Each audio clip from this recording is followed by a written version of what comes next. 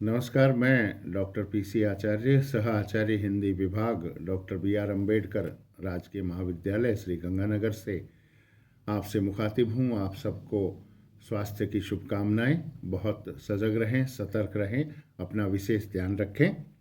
हम बात कर रहे थे पिछले व्याख्यानों में हिंदी साहित्य की आधुनिक काल की और आधुनिक काल के काव्य खंड में नई धारा की।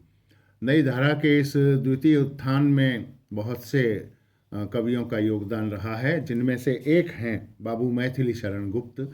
आइए हम चर्चा करते हैं गुप्त जी के संबंध में। सरस्वती का संपादन द्विवेदी जी के हाथ में आने के प्रायः 3 वर्ष पीछे संबत 1963 से बाबू मैथिली शरण गुप्त की खड़ी बोली की कविताएं इस पत्रिका में निकलने लगी और उनके संपादन काल तक बराबर निकलती रही। संबत 1966 में उनका रंग में भंग नामक एक छोटा सा प्रबंध काव्य प्रकाशित हुआ, जिसकी रचना चित्तौड़ और बूंदी के राजघरानों से संबंध रखने वाली राजपूती आन की एक कथा को लेकर हुई थी। तब से गुप्त जी का ध्यान प्रबंध काव्यों की ओर बराबर रहा और वे बीच बीच में छोटे या बड़े प्रबंध काव्य लिखते रहे। गुप्त जी की और पहले पहल हिंदी प्रेमियों का सबसे अधिक ध्यान खींचने वाली उनकी भारत भारती निकली। इसमें मुसद्दस हाली के ढंग पर भारतीयों की या हिंदुओं की भूत और वर्तमान दशाओं की विषमता दिखाई गई है।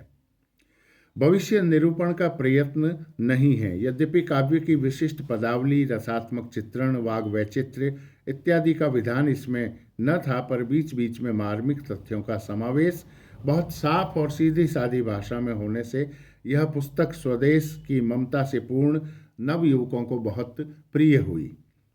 प्रस्तुत विषय को काव्य का पूर्ण स्वरूप न दे सकने पर भी इसने हिंदी कविता के लिए खड़ी बोली की उपयुक्तता अच्छे से सिद्ध की।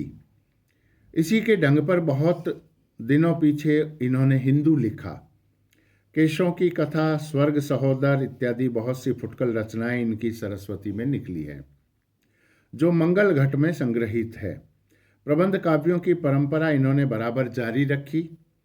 अब तक ये 9-10 छोटे बड़े प्रबंध काव्य लिख चुके थे, जिनके नाम कुछ इस प्रकार से हैं: रंग में भंग, जयद्रथ वध, विकट भट्ट, पलासी का युद्ध, गुरुकुल, किसान, पंचवटी, सिद्धराज, साकेत, यशोधरा। अंतिम 2 बड़े काव्य हैं। विकट भट्ट में जोधपुर के एक राजपूत सरदार की 3 पीढ़ियों तक चलने वाली बात की टेक की अद्भुत पराक्रमपूर्ण कथा है। गुरुकुल में सिख गुरुओं के महत्व का वर्णन है। छोटे काव्यों में जयद्रथ वध और पंचवटी का स्मरण अधिकतर लोगों को है। गुप्त जी के छोटे काव्यों की प्रसंग योजना भी प्रभावशालिनी है और भाषा भी बहुत साफ सुथरी है।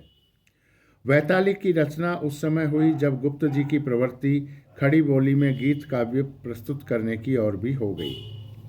साकेत और यशोधरा गुप्त जी के 2 बड़े प्रबंध हैं। दोनों में इनके काव्यत्व का तो पूरा विकास दिखाई पड़ता है, पर प्रबंधत्व की कमी है। बात यह है कि इनकी रचना उस समय हुई जब गुप्त जी की प्रवृत्ति गीति काव्य या नए ढंग के प्रगीत मुक्तकों यानी लैरिक्स की ओर हो चुकी थी। साकेत की रचना तो मुख्यतः इस उद्देश्य से हुई कि उर्मिला काव्य की उपेक्षिता न रह जाए। पूरे 2 सर्ग 9वें और 10वें में उसके वियोग वर्णन में खप गए हैं। इस वियोग वर्णन के भीतर कवि ने पुरानी पद्धति के आलंकारिक चमत्कारपूर्ण पद्य तथा आजकल की नई रंगत की वेदना और लाक्षणिक वैचित्र वाले गीत दोनों लिखे हैं। प्रेम के शुभ प्रभाव से उर्मिला के हृदय की उदारता का भी इन्होंने प्रसार किया है। वियोग की दशा में प्रिय लक्ष्मण के गौरव की भावना उसे संभाले हुए है। उन्माद की अवस्था में जब लक्ष्मण उसके सामने खड़े होते हैं, तब उस भावना को गहरा आघात पहुंचता है और उर्मिला व्याकुल होकर कहने लगती है, प्रभु नहीं फिरे क्या तुम ही फिरे, प्रभु नहीं फिरे क्या तुम ही फिरे, हम गिरे अहो तो गिरे गिरे, हम गिरे अहो तो गिरे गिरे।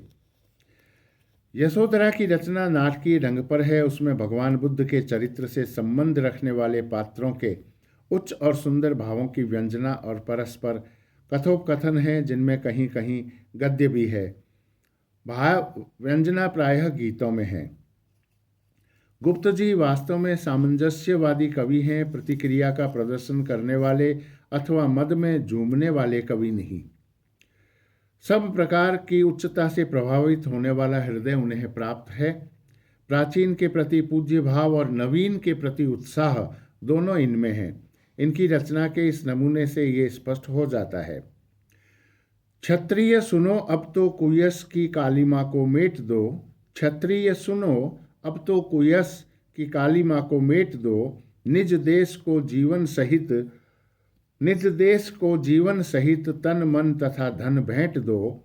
वैश्यों सुनो व्यापार सारा मिट चुका है देश का, वैश्यों सुनो व्यापार सारा मिट चुका है देश का, सब धन विदेश हर रहे हैं पार है क्या क्लेश का, सब धन विदेश हर रहे हैं पार है क्या क्लेश का।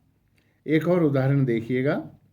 थे हो और रहोगे जब तुम, थे हो और रहोगे जब तुम, थी हूँ और सदैव रहूँगी, कल निर्मल जल की धारा सी आज यहाँ कल वहाँ बहूँगी, दूती बैठी हूँ सजकर मैं, दूती बैठी हूँ सजकर मैं, ले चल शीघ्र मिलूं प्रियतम से, धाम धरा धन सब तजकर मैं। बस इसी प्रिय कानन कुंज में मिलन भाषण के स्मृति पुंज में, बस इसी प्रिय कानन कुंज में मिलन भाषण के स्मृति पुंज में, अभय छोड़ मुझे तुम दीजियो हसन रोदन से न पसीजियो, अभय छोड़ मुझे तुम दीजियो हसन रोदन से न पसीजियो। साकेत की इन पंक्तियों के साथ ही हम अपना व्याख्यान यहाँ पर पूर्ण करते हैं और आगामी व्याख्यान में हम फिर से बात करेंगे कि आधुनिक काल के काव्यखंड की नई धारा में और उसके द्वितीय उत्थान में जिन कवियों का विशेष योगदान रहा उनका हम जिक्र जारी रखेंगे। तब तक के लिए बहुत बहुत शुभकामनाएं।